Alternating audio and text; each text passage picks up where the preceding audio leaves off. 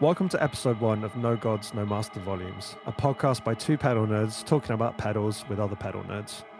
I'm Simon, I'm a record producer, musician, and I make pedal demos under Tunnel of Reverb. And I'm Gwion, I run Holy Island Audio, a one-man effects pedal operation from Cardiff in Wales. This episode we're joined by Alec of Mask Audio Electronics, purveyor of fuzz and collector of all things Devi ever. He recently released the Neck Brace Phaser, his first dabble into modulation. Alec is a key figure in the pedal community, whether he's pushing fuzz to its limits, releasing DIY PCBs, or collaborating with other builders and artists. Okay, so let's get into it.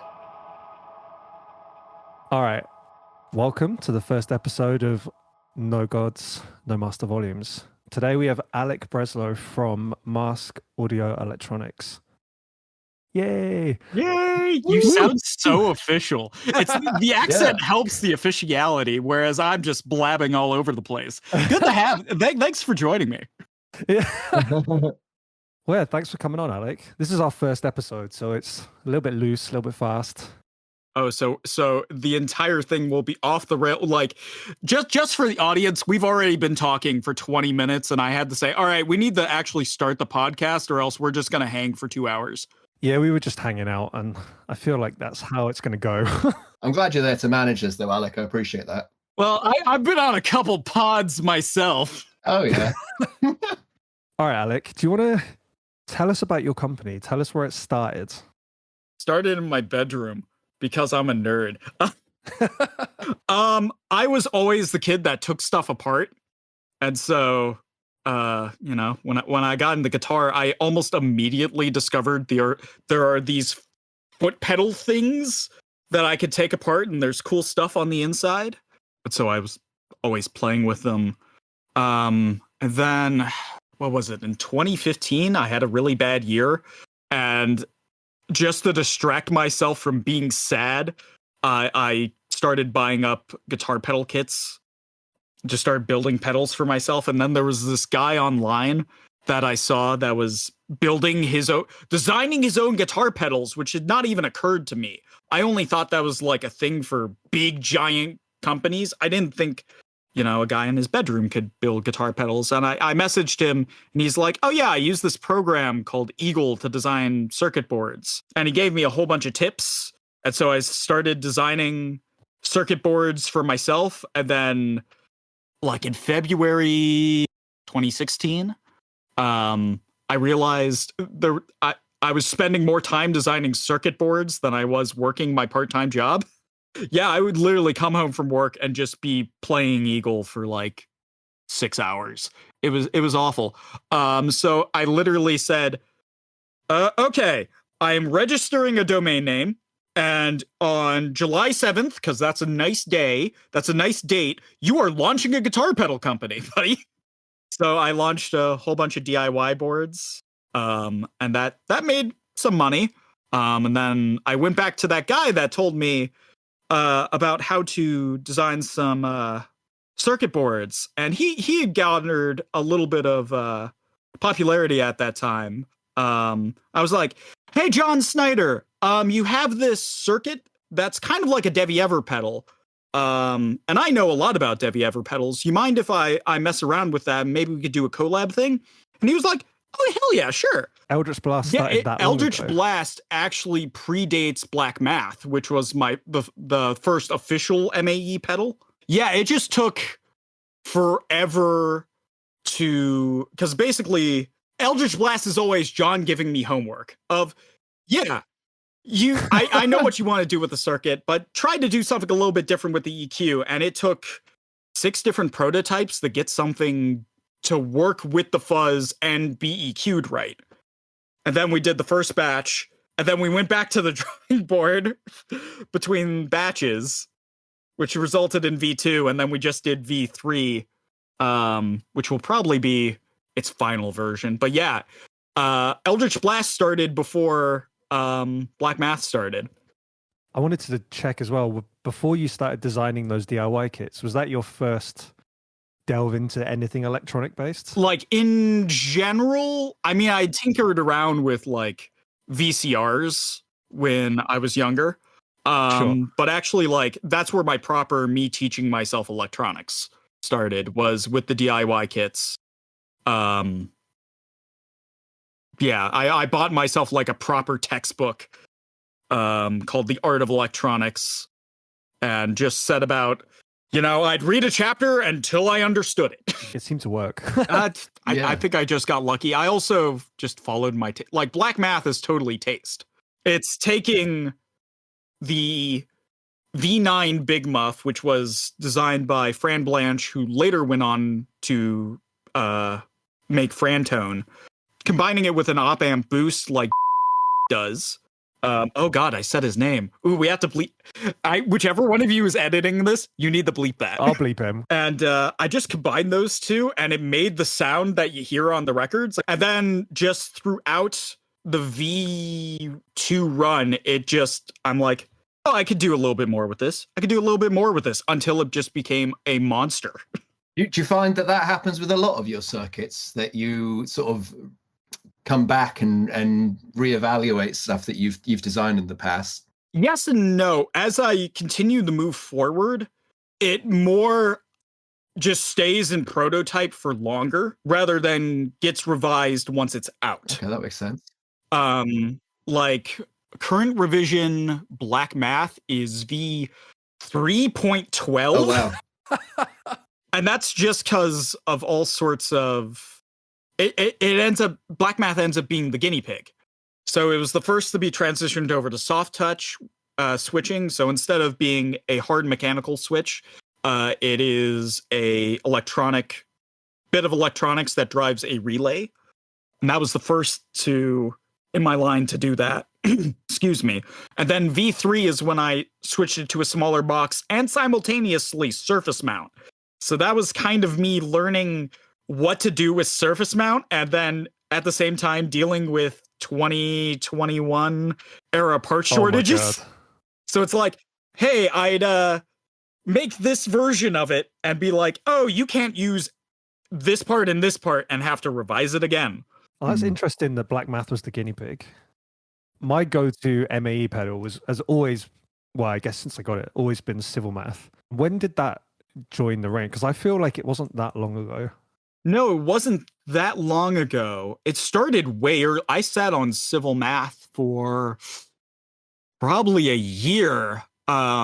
Just because originally it was going to be an all-through hole build, and I wanted to have basically more big muffs built on the Black Math platform. Maybe we'll get into this a little bit more if we talk about yes, no, and maybe. But running a production line does not make a lot of sense to have very small variants of similar pedals. It makes more sense to have big differentiations. So I just sat on it for a while, and then I did this special run of tall font Black Mass that I actually tracked down some like no-name Russian transistors that were made in the original tall fonts, and got some no-name Russian diodes as well. And that did very well. I'm like, okay, maybe there's some space for it. And I floated it out there, did a run of them. It did well, and I've just kept making them. But yeah, I forget when that, Simon, you would know when that actually was probably better than I would. I think it was about this time. Was it this time last year? Or maybe I had this, how many batches has there been? Because I might have a second. I have one of the etched ones? Yeah, the etched ones. Yeah, and there were 2 runs of those, and then the third run was a real big run of printed ones. I think I have. It was this time last year I got it, I think, actually.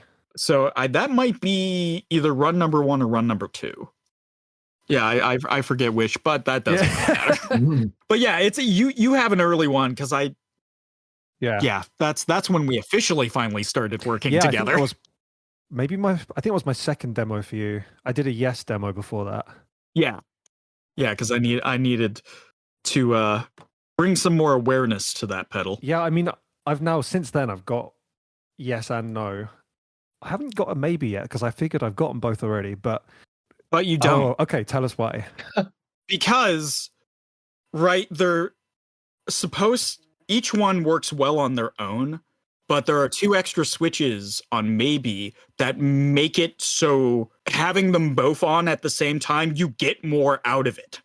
Like the Yes side has this switch that flips a transistor and for some reason makes it sound like an octave down PLL. Ah, okay. And then you can run that into the no side, and the gain knob on no is actually like choosing how much bass is flowing into the circuit.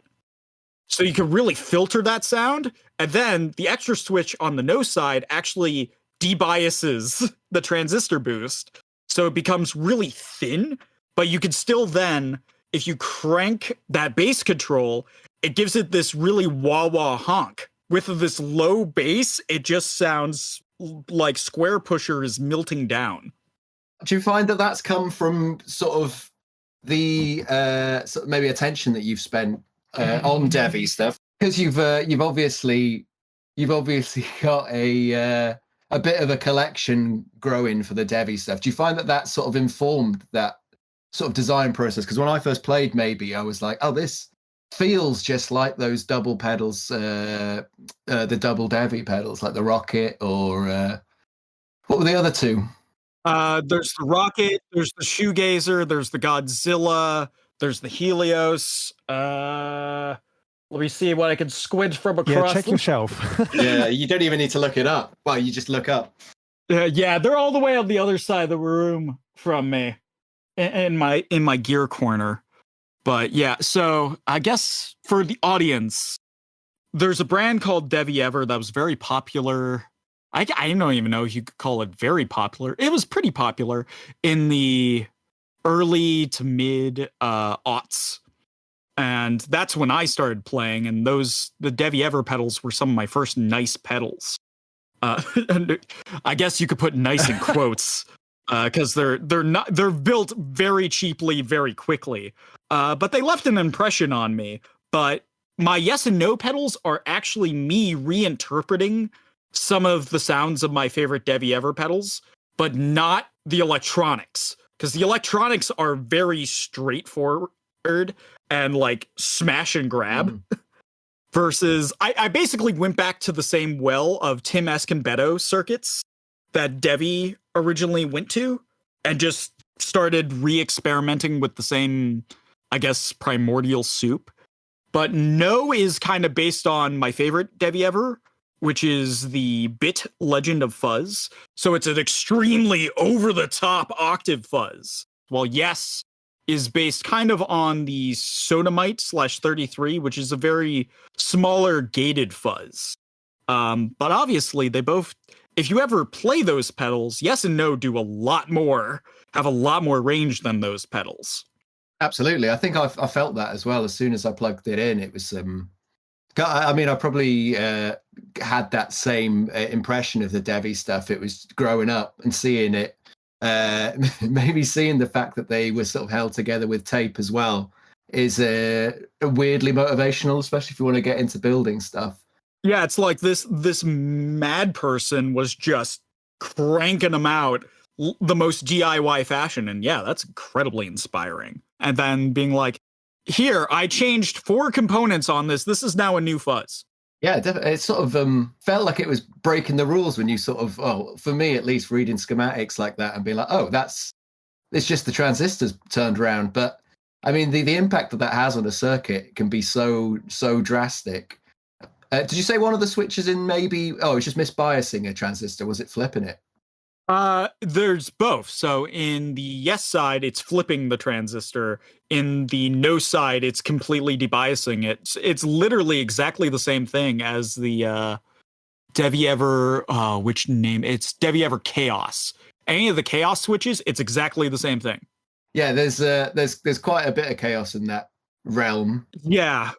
Yeah, especially when you get into the joystick ones are even more chaotic. But yeah, I love those pedals, and I originally wanted them to occupy the same realm because they originally sold for $100, which was exactly my goal. I wanted the similar Devi, just have a whole bunch of variations on them. But then yes and no are, other than the gain control, there are 4 parts different between them because the transistors are different, the diodes are different, and yes's boost stage has a bit more gain than no's. But other than that, it's all the same parts. So I wanted to just have a whole bunch of different ones, but as you start to build more and realize you need to market this thing, Mm. which is not something you used to have to do in like 2008, but in the year of our Lord 2023, you got to get above the signal to noise ratio of the pedal industry, which you got to make a lot of noise for someone to It's notice a busy you. industry right now, especially. Oh yeah, it is. It's a lot. Each release, I feel like I have to get more demos out there, mail more early units out so people know about it. That way, launch day, it's like, please, could this be my day? Yeah. Am I lucky enough that I didn't schedule this on the same day as someone else's? Like, so I'm looking down the barrel of my new phaser comes out the same day as Alexander Pedal's new digital phaser thing. I'm not sure quite what it is, but one of my demoers was like, yeah, you're going to be sharing a release date. I'm like, Yeah. shit. Oh no. It's Yeah. it won't super affect because it's not, if you think about it, the people that buy my stuff aren't exactly the same people as Alexander, but it's literally the signal to noise ratio is just much higher because they have big distribution. And I'm not going to be able to compete with 17 demos dropping in the same day with my one demo. Yeah. And this is drop 2 of Neck Brace. Yeah, this is drop 2 of Neck Brace, which is my compact phaser. It's just two knobs dialed in right. It is dialed in right though. Like I did a demo for Neck Brace, and I've had a Neck Brace knocking around, and I wouldn't say that I use phaser a lot in my recording work. But since having Neck Brace, it's like it's popping in all the time. It's like remarkably flexible, and I think a lot of people would agree. Like for the simple control set, 2 knobs, 1 toggle, it does a lot of work. You know, it's dialed in right. Yeah, I mean, that one was born out of my disappointment with finally getting another phaser that I always, or close to another phaser. I always wanted a Blackout Effectors Whetstone. Which is a very early boutique phaser based on the Electro-Harmonic Smallstone, which had this massive 30-second sweep time. And I always loved like old techno records where they would just shove the entire mix through a phaser. And it would just feel like you're portaling into another dimension. So I always wanted a Westone, and friend of the pod, Corey Bardos of Fuck Yeah Effects Pedals, sold me his sibling phaser, which is kind of a smaller, a little bit more stripped down version of the Westone. And I got it, I plugged it in, and I didn't like it. It was very thin. Like you had to crank the depth all the way up to even get it phasing well. The LFO was my favorite because that does have a very slow LFO. But it was thin and watery, and you kind of had to run it at 18 volts for it to have some gumption. Because at 9 volts, sometimes it would clip. Because I have a guitar with EGC pickups, which can get like 5 volts peak to peak on a hard strum, which will clip nearly any pedal. So I just sat down. I was already working because I've wanted to make a large phaser for years, ever since I played one of the Moog phasers. So I've had a schematic lying around, and I'm like, okay, just to have something, finally get, because I've been doing this for it'll be 7 years this July. I'm like, okay, I've nearly mastered dirt pedals because I've spent basically the last year going from high gain to low gain, which was controversial for you. It was. We'll talk about PGGE more towards the end, because that's actually coming back out. But yeah, going from high gain to low gain was a hard thing for my brain to understand. I've done so many dirt pedals that I wanted to finally get a modulation pedal out there. So I mocked up Neck Brace in a weekend, sent it off, and the first prototype didn't work. So it just sat on my desk for 6 months. Classic. I came back to it. Yeah, I mean, you know what that's It like. hurts. Where it's just like, you're so excited to get something. You spend the afternoon putting it fully together. You plug it in, and nothing. It's just like, I'm looking at a graveyard as we speak, so yeah, I know that feeling. yeah, it's awful and demotivating. The current version of the big phaser is currently in that state.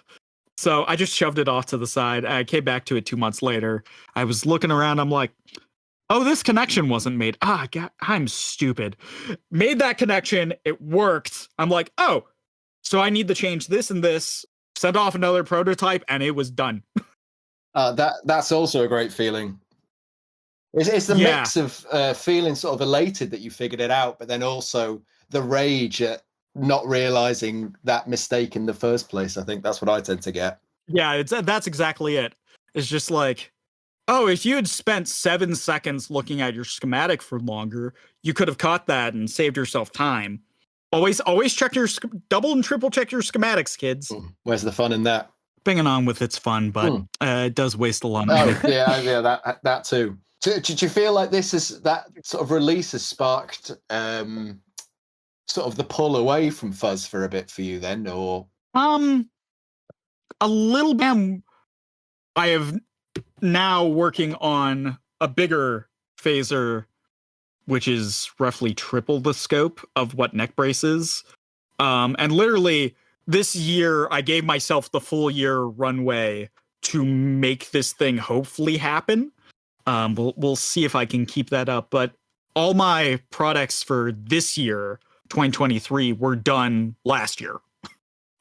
Like, I knew neck brace. Well, no, actually, Park Garden Germanium happened. And I'm like, okay, that will be my early year release. And then I finally figured out what neck brace was going to be. So that bumped Park Garden Germanium back. Because I'm like, this needs to come out first. I need to finally have a modulation pedal out there. So that'll be a bit different. And that'll make a bit more of a splash. Pulling away from fuzz, never. But trying to expand the horizons of what mask audio is, definitely. Do you feel like the Fuzz Labs element is separate to mask audio, or is it just sort of a branch? Yeah, it's definitely kind of a branch. I have like a graveyard of half-finished fuzz projects that never really go anywhere. They're fun experiments. And at midway through last year, so from April to August 22, I made 12 sales, which really made me nervous. Understandably, yeah. Yeah, it's just like, especially because I was unemployed at the time. So are you working full time at the minute whilst doing this? Yeah, so flash forward to now, I currently work for a big conglomerate, big German company working in rail safety for commuter rail. So I work in testing big safety equipment. Which for those of you who are in America know, I work in commuter rail, not big freight rail. Because we've had a couple issues with freight rail. There's been recently. a few headlines. Yeah. There's been a couple, but luckily, that's an entirely separate part of the company that I don't have to talk to. That's lucky for you. Yeah, it truly is. But yeah, so I work full time doing that, and then Mask Audio Electronics has gone back to being nights and weekends. Because when I started, I was working part time and going to school full time. I mean, it's impressive that you can balance the two together, really. That's debatable whether or not I balanced it. Especially, I graduated in 2020, and those last 6 months were, it was debatable what I was doing, but I have a degree. That's what counts. I mean, it looks like it from the outside, so I guess that's worth something. Yeah, I mean, but it does not make me jealous of what I used to do. Sleeping more now is so nice. Oh, I bet. The best, yeah. How are you finding the balance now with your job and with everything that Mask is doing right now? It to be honest, sucks. Because truly, if I lived in a cheaper place, I could make Mask Audio Electronics my full-time job. But I like where I live now because I moved from kind of way in the suburbs of Detroit, a place called Clinton Township, to now I live in the foothills outside of Pittsburgh, and Pittsburgh is a bit of a nicer city. Plus, Clinton Township is a little bit of a Republican stronghold. And that was not fun. No, that I can imagine that. It was a little bit annoying. So living where I live now is a little nicer. Plus, it's surrounded by green on all sides. Oh yeah, the new backdrop for your pedal photos is The balcony. gorgeous. Yeah, that's Yeah, it's beautiful out here, which makes it worth it. Fuzz Labs kind of came as a survival move of the big stuff. My big production stuff isn't selling, so maybe limited runs of stuff will. And so it's worked out. No Tape, No Mojo, which was, I felt that was a very big sellout move. Cashing in on some of my Devi Ever cachet. Making super mojo versions, high-end versions of very cheap fuzzes, which I thought was just like an oxymoron. But that did very well. it's what the people want. People want mojo stuff. I've been lucky enough to work with both Pat at Collector Effectors and Mike at Seeker Effects. They've both come to me for circuit board work.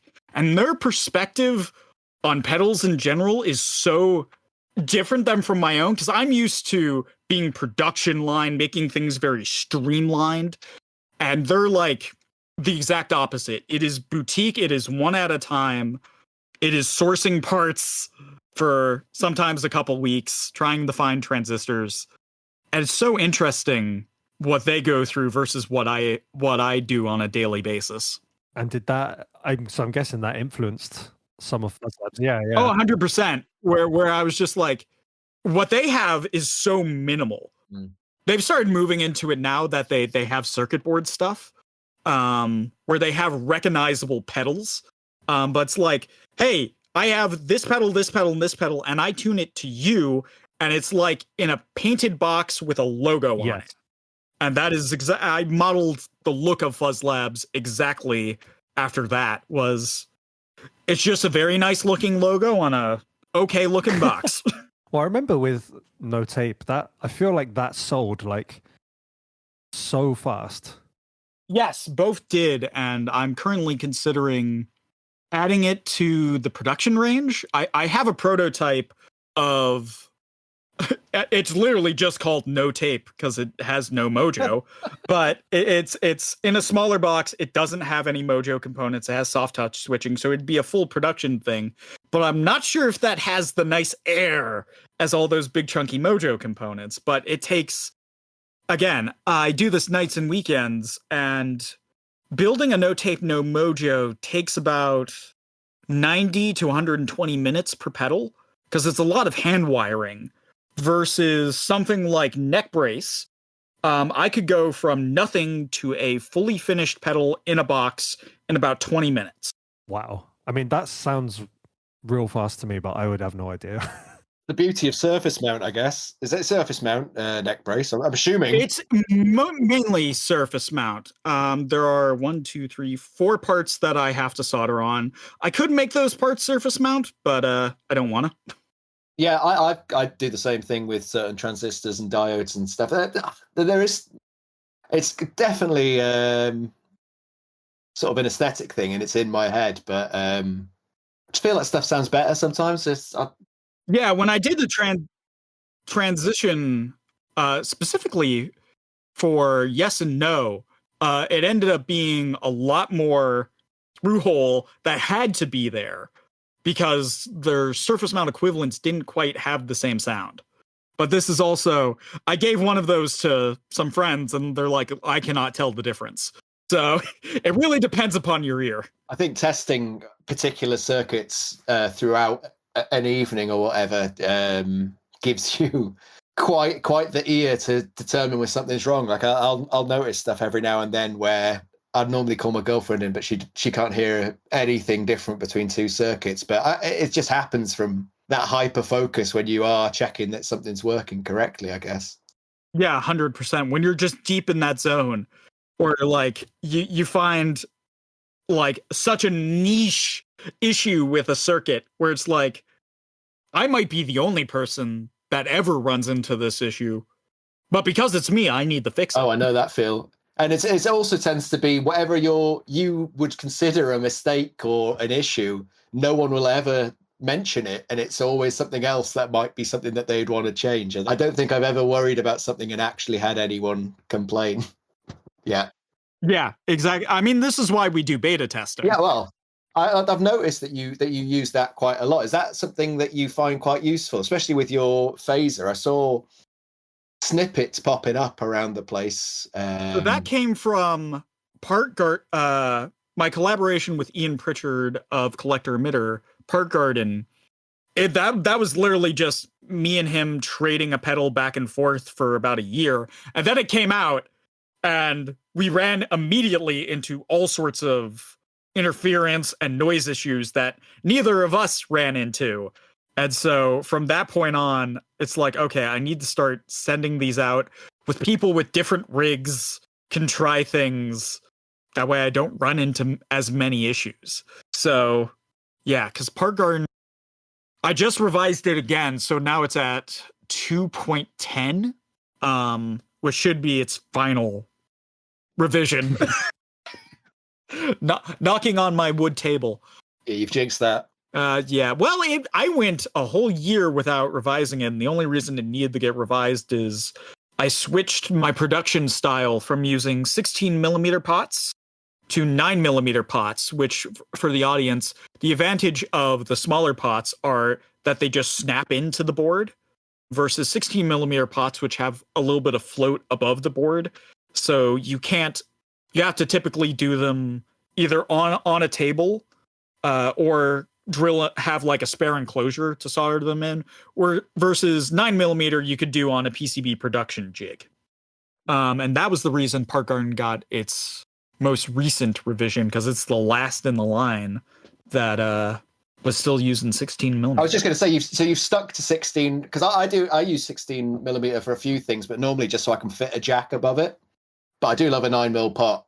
I guess that's kind of a nerdy thing to point out, but yeah, they're nicer for production. And yeah, the way I got around that, which now we're getting into real nerd stuff. We're deep into the podcast, which means we could talk about the nerd stuff. The way I got around it is I actually have an entire separate board for the jacks. Oh, nice. It's a PCB board. Yeah, it's a PCB board that floats above the main circuit board and connects with a ribbon cable. That's well thought out. And Mike, who I work with a fair bit from Life is Unfair, and he used to do the Devi Ever Cumries stuff as well. He's always sort of, when we work together, he's a lot more advanced than I am in thought processes, I guess. He's been doing it for longer as well. But he's a big fan of having a board for every part of the pedal. And production-wise, it does just make everything... building in batches just gets so much easier when you've got everything that can be sort of compartmentalized, and you can do all the jacks in one go and all the foot switches. Definitely helps for that side. It also makes it easier for repair. Yeah. So foot switch goes, you just rip out the foot switch, put in a new one. With the soft touch switches. There we go. I switched over to pre-wired harnesses. So it's literally, the foot switch just snaps in. So if a customer breaks theirs out of the field, it doesn't even need to come back to me. I could just mail them a new foot switch and they could do it themselves. That's the dream. That's pretty clutch. Mm. Yeah. The aforementioned John Snyder of Electronic Audio Experiments, who I stole the jackboard idea from, he actually went one step further, because I'm just using a cheap ribbon cable to... connect the two boards. He's actually using a custom-made snap-in connector. So if you manage to break a jack in the field, you don't even need to mail it back. You could just pop that out. Oh, wow. Yeah, it adds expense, but it's faster for production, and yeah, repairs, 90% of repairs you don't have to deal with. Like the most common broken stuff doesn't have to come back to you. That saves on bench time and postage and waiting around. And Peace of mind. Another thing that Snap-in allows you to do, which I didn't know they were doing this till I recently got to fly out to Boston to build a new batch of Eldritch Blast at John's place, is they have a setup where using that Snap-in connector, they hook up the circuit board, which they get pre-populated. They do no soldering there. They just hook up the board to an audio analyzer. The program says turn all the knobs one way, turn them all, hit a button, runs a signal through it, says good, turn it another way, runs a signal back through it, pedals all good before you even put it in a box. That is wild. Yeah, it's next level stuff, which I'm certainly not there, but it's wild once the level of quality control you can get to. I think we should point out as well to anyone listening. I don't know if I see it as often anymore, but there was definitely a time when people would look down upon surface mount components or anything really that made putting pedals together an easier task. But I mean, in your experience, have you found that anything in that realm was sort of inferior to the through-hole stuff that you're doing beforehand, or do you feel like it's been a pretty smooth transition to go over into surface mount production? What are we now? 3 years into surface mount production, now that I've worked out all the kinks. It's a lot smoother. Originally, I was using crappier ceramic capacitors. So like X7Rs and X5Rs, which you have to really overspec those for them to be the right capacitance at 9 volts. But additionally, they can be microphonic at room temperature, which as a thing you stomp on can be an issue. I have a video of the first surface mount Black Math where literally like every touch of the pedal you could hear through it. It was a nightmare. You just market that as a noise box. Yeah. I think that's the go-to. No, I hated that. So Black Math has a lot of expensive capacitors in it, but other than that, generally, other than a couple like very specialty cases, like there are a couple transistors where it's like, yeah, the wafer won't actually fit in a surface mount component, so you can only get it in through hole, or like the specific curve of the through hole diode is nicer than that of the through hole equivalent, similar what I was talking about with yes and no earlier. But other than that, yeah, it's just nicer, it's faster on us. That way, you know, I don't have to charge $1 million for my time. Yeah. And obviously that means that you can work your job as well and still make things for people. Yeah. It allows me to continue making things at an okay rate rather than, you know, if I had to do neck brace fully through hole, it would probably be so much longer per pedal, and the pedal would probably be easily double the cost. Because I can imagine there's how many, like 60? I have one in front of me. I've probably 50, 60 components on it. Yeah, it's definitely a game changer. I remember the first surface mount board that I had through here, and it was kind of blew my mind how quickly I could put a pedal together compared to how long it was taking in the past. Yeah, and then you notice all the other little things of, yeah, this is why I changed to 9mm pots that just snap in, because it's like, okay, once I know the board is not the thing that takes up the most time, what is actually taking up the most time? Yeah. So the first thing was, well, very early on, I switched over to relay-based switching, because that's it. A relay is always going to outlast a mechanical switch. Those are rated for thousands of switches an hour versus a mechanical switch, which might be rated for like 50,000 cycles lifetime. It's quite a difference. But yeah, it's just like that makes it faster. Having the jacks wired on its own separate board where I can knock out whatever 50 jacks in an afternoon and just pop them in the pedals as I go. That saves time, and it just allows you to be a working adult and still make the things you like. The dream, really, isn't it? It's yeah, I guess once you start streamlining, it's sort of you just keep going until everything's as quick as it can be. I guess. Yeah, I feel there are certain things. It's just like I could streamline this more, but it's like there's no. I'm not operating at that scale where the cost would make up for the time. Yeah, that makes sense. Like I could be using. Oh, I'm losing my voice. I've been talking too much on this podcast. Oh no! Ooh, what a surprise! Oh no, talking on a podcast. Snap-in connectors that John uses, but that would add whatever $2 to my bill of materials cost, and I don't think I would get that back. No. But yeah, well, I mean, I find it like your stuff in particular. There is, it's still got that vibe of like it feels very much like it's you making stuff. You know, you can see your personality coming through in everything that you build. I don't know, having those sort of finishing, I don't know if you'd call them a finishing touch, but those last bits that are still made by hand and assembled by hand. I don't know whether that's something that physically changes a pedal. I wouldn't think it would do, but there is some sort of psychological element to it that I think people who buy pedals and are interested in that, there is something about it that still draws people to it. Not sure why. Yeah, and plus we've really moved into the era of the personality builder, which I don't know. I feel I do very well at. I talk very well, which I make up for by being a absolute god awful guitar player. But you want me to come on a podcast and talk for whatever 2 hours? Yeah, I'm there. I can talk, baby. Right, so this next segment is called Alec does a big solo for us. He's getting the guitar. Yeah, he's getting the guitar, isn't he? Yeah.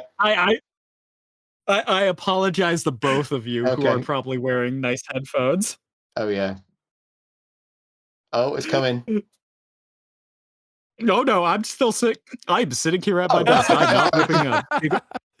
See, this is why this is episode 1, so you get to work out the kinks. In the future, you have all the you have the videos going. Oh yeah, the videos. I've got to buy a webcam. What do you mean? You're not just recording on your laptop? Come on. You're probably recording in your nice studio space, you nerd. Yeah, who's the real nerd in this room? But yeah, I guess before we finish up, I should talk about. I need the promote. Yes, tell us about your new stuff. Tell new stuff. Tell us about what we need to know. It's about what you need to know. So, in terms of new stuff coming down the pipe on July 7th, Germanium Park Garden, which is a low gain version of my Park Garden pedal, will be getting a full release. So we did a kind of pilot batch last year because I didn't think I'd get any more germanium transistors because of the war. And then Phil from Catbox Customs. Shout out to Phil, the man. Friend of the pod, baby. Was like, yeah, I got like a couple boxes in my basement. You want them? And I'm like, yeah, I'll take them. So he rescued that pedal from just being a one-off run thing. So I can now make it in production. Well, that's great. So, I have one of those, and it's a great pedal. Everyone should buy one. Yeah, it's I'm gonna have to text you both the picture of the. I had Taylor Adams, who did the original artwork for Park Garden, go back in and colorize it, because when we originally started doing Park Garden, we were actually screen printing it, so we had to limit the number of colors. And now I go through a process called UV printing, which is like, basically think of a normal printer, but the size of a table, and it actually uses UV light to dry the ink, so it's super hard. But now the Park Garden artwork is full color, and it is quite possibly the best looking pedal I've ever made. It's I'm excited for it. You've got to send us a picture of that. And then I'll get that after we wrap up recording here. And then coming down the pipe, by the time this pod comes out, I will be releasing, so with my Fuzz Lab series, I will be releasing a kind of collaborative pedal with Mountain King Electronics. Way back in the day, Alan at Mountain King licensed a circuit to Devi Ever called the Bass Fuzz, which turned into a pedal called the Supermassive Black Hole. And I managed to get both those. And I asked Alan, hey, could I do a limited run of these? And he was like, sure. So I'm giving him a cut of each pedal. But it's really exciting to bring this really obscure piece of Devi Ever history back to the forefront. And that should be coming out in June. I can't think of a better person to bring that back. I cannot overstate. This is pretty much the most excited I've ever been for a Fuzz Lab. That's awesome. Yeah, I'm excited for that one. Sounds rad. Yeah, it's fun. I'll send you guys a clip. But yeah, that's what's coming down the pike in terms of Mask Audio Electronics. It's gonna be a quiet back half of the year. We're gonna be doing my collaboration with Pinebox Customs Ham. We're gonna be doing another small run of CB radio interfaces. Hell yeah. Other than that, it's a quiet back half of the year. I gotta cranking out almost a new pedal a month for most of this year has taken up a lot of time, and I gotta focus on trying to create new big pedals rather than trying to create a small pedal every month. So quiet back half, but that's what's coming down the pipe. You've had a busy front half of this year with neck brace and then everything that's coming. Yeah. Oh, hell yeah. Well, thanks so much for being our first guest on this podcast. I'm glad I got to derail it completely from the beginning. By the time I come back on again, y'all will have like such a professional intro. Yeah. You will be seasoned podcasters. I'm still just going to be trying to derail you. So yeah, I'm glad I got to get in on the dirt floor in this case. Hell yeah. No, thanks, Alec. Yeah. Thank you for making time for me.